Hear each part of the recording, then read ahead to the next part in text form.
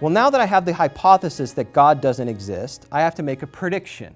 Okay, the prediction must logically follow from the hypothesis itself. So my hypothesis, God doesn't exist, if that's true that God doesn't exist, therefore I can predict that I will find no physical evidence of God existing on the planet Earth or anywhere else in the universe. That's my prediction. And that logically follows if God doesn't exist. But now I have to test it, right? I have to do an experiment to see if that's actually true that I don't find any evidence, physical evidence, this will be important, of God's existence on planet Earth. So let's say my experiment is I gather a team of 1 million scientists and I equip them with all of the latest technology in terms of machines that detect different forms of reality, different light waves and sound waves and at the microscopic level as well. And I say, all of you are tasked with the job of going out and finding God. Go look. And I'm going to give you a year, or maybe I'm going to give you a decade. And then I want you to report back to me what your findings are.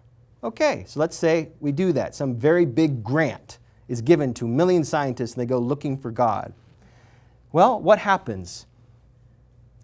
Come back, they say, you know what? We didn't find him. We did not find him. We used all the advanced technology that we have. We sincerely looked under every rock, the top of every tree. We sent rockets up. We had satellites scanning for God. Not a trace. Not even a hint of God walking around. Well, then, therefore, if that's the case, what would be a justifiable scientific conclusion? Well, my hypothesis was correct. It's the case that God doesn't exist. Or put more precisely, there's no scientific evidence that God exists. This argument that I just ran you through is the dominant argument today that most atheists are using in order to disprove God. And one of the forms that it takes, perhaps you've heard of this, and I've now already seen it to appear on cars. You've all seen the Christian fish on cars, right? And then you've seen the Darwin fish eating the Christian fish. You've seen that one? And then you've seen the bigger fish, Christian fish eating the Darwin fish, right? Well, there's the fish are going out of style now. There's something called the flying spaghetti monster. And the flying spaghetti monster, I didn't make it up. I'm telling you, I'm just reporting the facts. The flying spaghetti monster is the creation of one of the new atheists. His name's escaping right now, but one of the big ones. And the purpose of the flying spaghetti monster is to prove that all religious people are doing, and they primarily have in mind Christians, they always do. All Christians are doing is they're taking different features of the material world and throwing them together in order and like mixing it up and creating a God cake and saying, well, here's your God, right? So what the new atheists say is you could do that with anything in reality. So let's take, for example, superpowers, something that flies. And let's take, for example, something that has big eyes. We'll put big eyes on it. And we'll make it look like different than the rest of reality.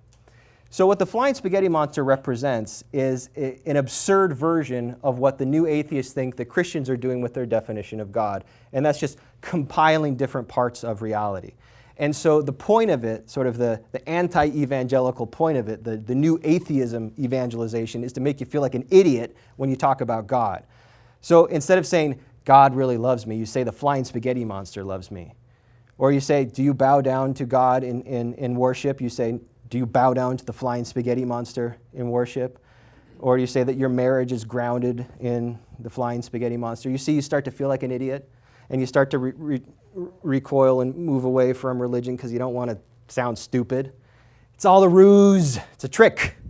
Because that whole idea of the flying spaghetti monster, which is operative in this way of testing the question of God, is based upon a false understanding of God. So let's look at that. What's wrong with this experiment here? It's at the very beginning, the way that God is defined. It implicitly wrongly defines God as something physical, as an object in the world to be discovered. But God, even from a basic monotheistic perspective, God is defined as the opposite of that which is immaterial, infinite, and not bound by space and time. In other words, not an object in the world, not one thing among other things, or the biggest thing of all things. No, God is that which exists before and beyond all material reality. I mean, that's like the most basic definition of God. But the problem is the way that the new atheists frame the experiment on testing whether God exists is they frame it as if God were a physical object. But because they get that wrong, the whole rest of the experiment goes wrong, you see. This bad definition, meaning defining God as if God were an object, it leads to a bad hypothesis. The hypothesis being that God as a physical being could potentially exist, right? That's what we were looking at in the previous experiment. Well, my hypothesis is that God doesn't exist, but I recognize as my null hypothesis that God could exist. But in both of those cases, I'm saying it's possible that a physical God understood as a being in the world exists, which is the wrong definition of God. So given that I have a bad hypothesis, what am I going to have? I'm going to have a bad prediction. My prediction that God could potentially be found is going to be a wrong understanding of that which I am seeking to find. I've set myself up for failure. And so when I conduct this experiment, I've basically conducted an experiment that already answers itself, meaning that given that I'm looking for something that by definition is impossible to find through empirical means, of course I'm not going to find it. So one way of conceiving of this is to say that the whole problem with seeking to identify God scientifically is that you've created a hypothesis that's not falsifiable. Meaning if it's true, even at a definitional level, that God is immaterial, meaning God is spirit, God's not an object, God's not matter. If that's true about God, it's impossible to test the existence of God with science. The possibility of not finding God or finding God is moot using the scientific method. You've created an experiment that can't be done, which doesn't stop people from trying to do it, but it's doomed from the start. So one way to try and to put this in a little bit more concrete terms is to say that trying to prove the existence of God using science is like saying, I'm going to have this tool, these really fancy red glasses, red tinted glasses. I'm going to put them on and they're going to help me see things much better. And with these red tinted glasses, my job as a scientist is to go out and prove whether or not the color white exists. You get it, right? It's like everywhere you look, you're not going to find what you're looking for because the tool that you're using prevents you from seeing it. It's the same thing, another analogy is to say, I'm going to look for darkness, pure darkness, the absolute absence of light with my trusty tool, the flashlight. Everywhere you look, you're going to see the opposite of what you're looking for, right? That is what it's like using science to do theology, to do philosophy. It's a category error. It makes no sense. Because again, the method that you're using makes it impossible to find that which you are looking for. And it's more than that. It's not just that science can't methodologically identify the existence of God. It's that science also doesn't exist on its own.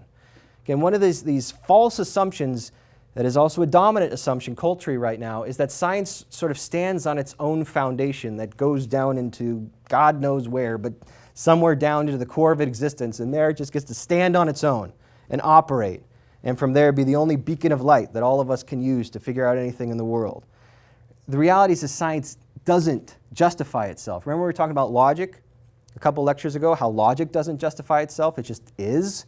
It's based upon first principles that we can't describe without using the same logic upon which those first principles, that it operates on top of those first principles. It's the same with science.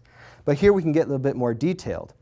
In order for science to be science, in order for it to do its sciencing, it depends upon at least, and there may be more, but at least 3 different features of reality that it cannot prove, but must assume to be true in order to operate. What are they? They're interrelated, but we can distinguish them. The first is the intelligibility of existence, meaning that the world, the universe, can actually be understood, that our minds can have some kind of grasp on reality, and that grasp on reality can somehow correspond to how reality actually is, which is just a fancy way of saying we're going to assume for the sake of doing science that we're not just all making it up. Science can't prove that, because in order for science to have a question, have a hypothesis, formulate a prediction, test the prediction, and analyze the results, it's assuming meaning and intelligibility throughout. It can't get behind those and prove it because it's already needing intelligibility to do any work at all. It also needs predictability, meaning that science must assume that what happens here and now in this particular experience will happen everywhere else, not only in space. So if I do this experiment here in the Inland Empire, if I do it on the East Coast, or if I do it on the top of a mountain, or if I do it out in space, if I can replicate the exact same environment, it's going to be the same. Science must assume that's the case, but it can't prove it. Why not? Because in order for me to say as a scientist that the phenomena I'm observing and the conclusions that I've come to are universal, I would have to do universal experiments all the time, everywhere. I would have to see throughout space and throughout time. In other words, I'd have to be God. This is what's called the problem of induction in science. You actually can't do that from a scientific perspective. You have to assume, not based on evidence, because think of how many different possibilities there are of conducting an experiment throughout the entire universe. And we do a fraction of that here, right? So we just have to extrapolate from there and say, we're just going to assume it's predictable.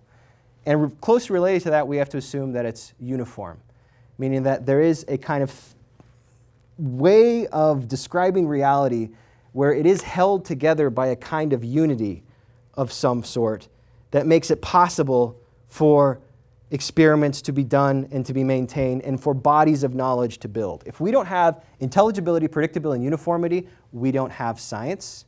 But again, science cannot justify those three features of reality. It must presuppose them. So here's a visual depiction of how this could potentially work. So science is interested in understanding the material world. It's all about the observation and the way of using our senses to take apart the world and to see and to put it back together that more closely corresponds to the actual way that it is, right, in terms of the cause and effect relationships. Science there is built upon, as we just went through, intelligibility, predictability, and uniformity. But then here's the question. Here's the question. What's the condition for the possibility? Or in other words, what makes intelligibility, predictability, and uniformity possible? Where do those things come from? It happens so frequently that when you get into this level of a conversation with somebody, again, who's assuming that science is the end-all be-all of all forms of knowledge, that they just don't have an answer. They've never thought about it. It just is. Just like the same thing. Something comes from nothing. It just does, right? Of course. Whatever. What do you have to ask all these abstract questions for? Just live your life, man. No, you're the one telling me that this whole body of knowledge, everything it only comes in through our senses. No, to prove it. So it's a serious question of how and why the world is intelligible. It doesn't have to be intelligible. It doesn't have to be predictable. It doesn't have to be uniform. It could be the case that things just pop in and out of existence all the time, right? That I'm here right now, I'm gone. And then I'm back again. Or that all of a sudden the laws of physics that we think are just fixed could just go away.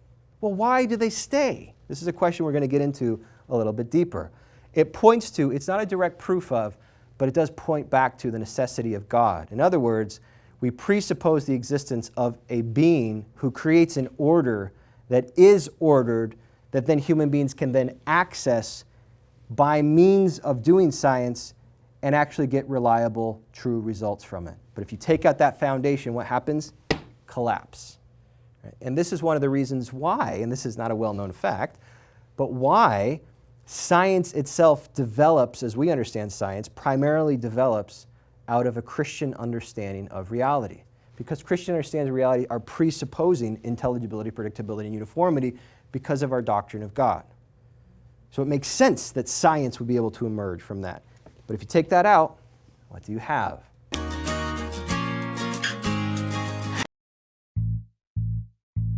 Do you want to fall in love with God? I'm sure we all want to. The book of Psalms contains the directions. Thousands of years ago, people like you and me talked to God out of the depths of their hearts, revealing an intimate love. Psalms are the expression of the faith in God by people around 3,000 years ago. God was not a mere abstract creator, but was present, involved, and a real person of power and emotions. Now, when we read or listen to the Psalms, we can know the intensity of this love. Entering into the influence of the Psalms, we can find a path to know and love God. To know more about the Psalms, you should get a copy of Father Mike Manning's booklet, The Psalms. It will help you to understand the 150 Psalms better as he has categorized them. He uses the technique of acts: adoration, contrition, thanksgiving, and supplication. Get your copy today and know the categories. Learn to pray with the Psalms. Call the number on the screen or email us. You can also get it through our website. Get your copy today.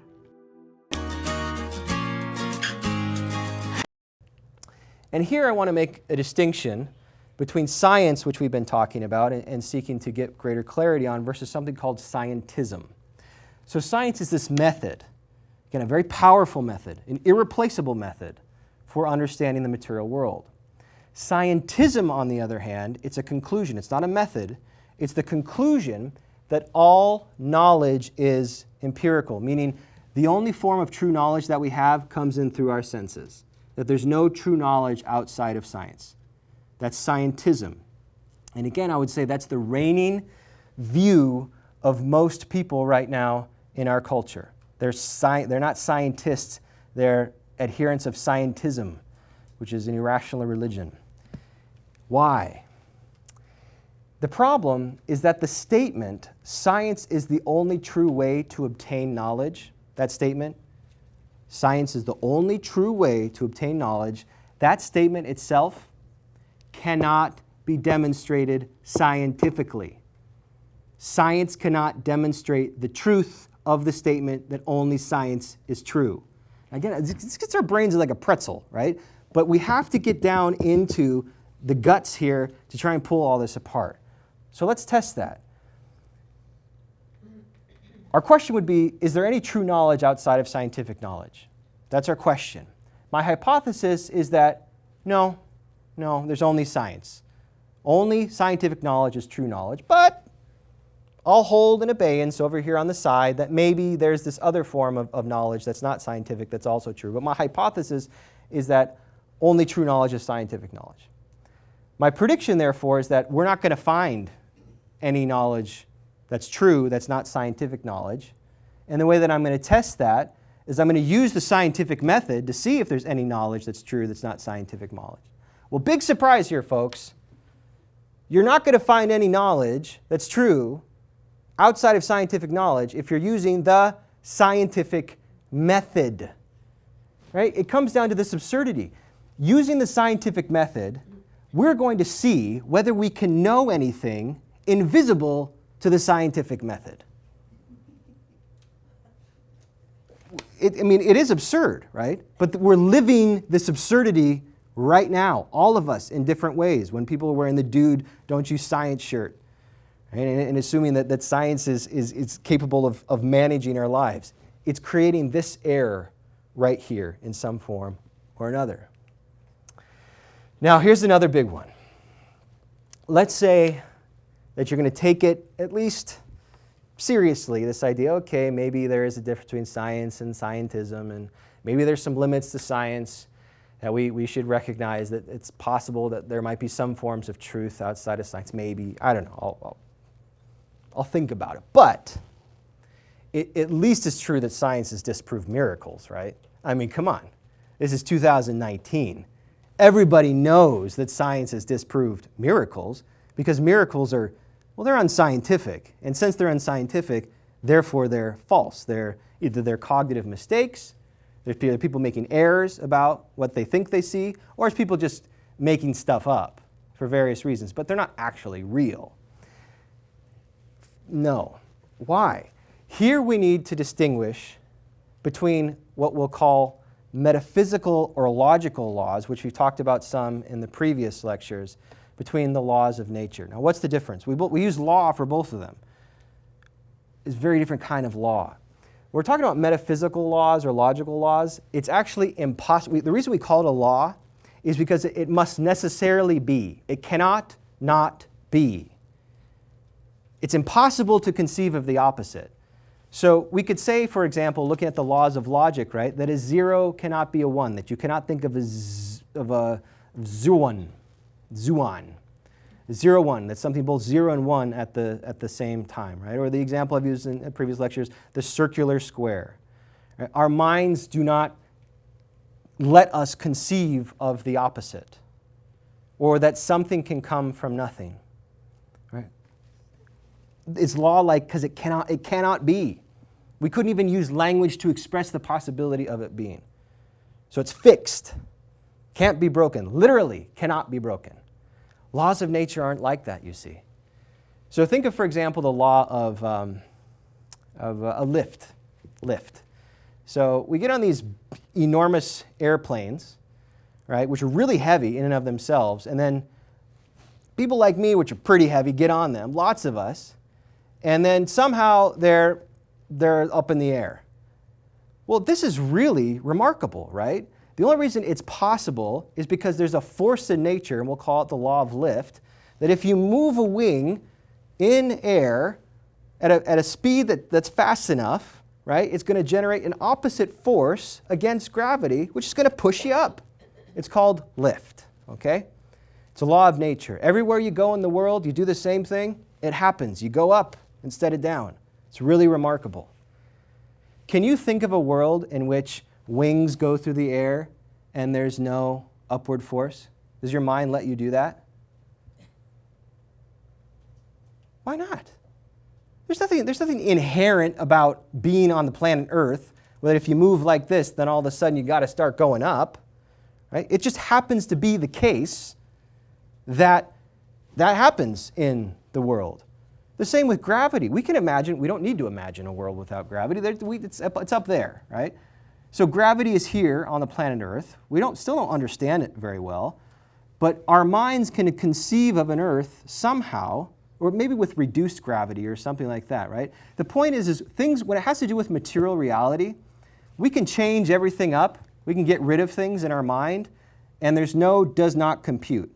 It might be weird. It would be weird to see if we all started floating right now, but there'd be no contradiction. It wouldn't contradict anything. There would be no violation of a fixed law. Now, why is this so important?